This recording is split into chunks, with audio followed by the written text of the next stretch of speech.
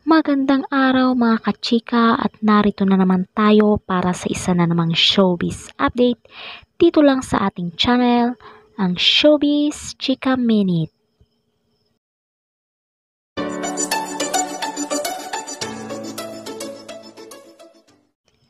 Natutuwa ang mga karamihan sa mga netizens sa video clip ni Vice Ganda at Janice de Belen na nagte-trending ngayon sa social media.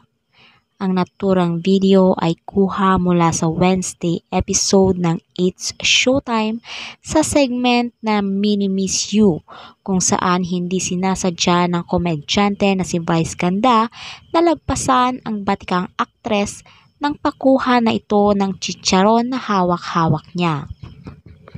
Nakatakda kasing sumabak sa aktingan ang batang contestant mula sa Caloocan at inimbitahan ni Vice ang mga huradong sina Janice de Belen, Gladys Reyes at Nino Mulak sa stage para maging parte ng aktingan. Ang tema ng aktingan na ito ay sasawayin ng bata ang kanyang ama na may high blood na hindi tumitigil sa pagkain ng mga bawal para sa kanya.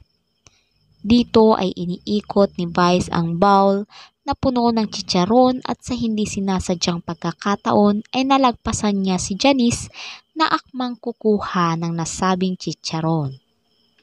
Agad namang nakarating sa It's Showtime host ang video clip na kalat na sa X o ang dating Twitter, kaya naman humingi ito ng paumanhin sa segment ng Tawag ng Tanghalan.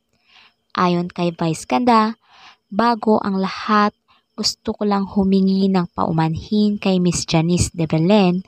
Nakita ko yung video. May part pala roon, hawak ko yung chicharon, inaalok ko sa kanila. Tapos kukuha si Janice, hindi ko siya napansin, tapos tinanggal ko. Kitang-kita doon sa video, kalat na sa Twitter. Janice, I love you. Hindi ko napansin, kumukuha ka pala ng chicharon. Dagdag pang biro ni Vice Ganda, nagalit raw si Leona sa kanya, ang karakter ni Janice sa Dirty Linen. Oo day, nagalit si Leona sa akin.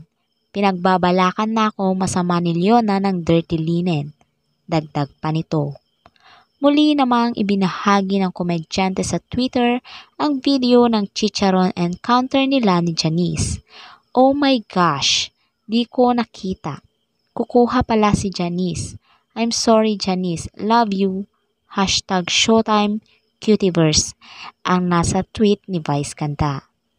Sabi pa niya sa hiwalay na quote tweet, natatakot ako sa mga maaaring gawin sa akin ni Leona. Tulungan niyo ako. Samantala, pabiro namang sinagot ni Janice ang tweet ni Vice Ganda. Ayon sa kanyang tweet, at ngayong alam na ng lahat ako ang pumatay kay Olivia. Humanda ka. Ang pabirong pagbabanta ni Janice de Belen. At ito ang latest update sa Showbiz Chika Minute.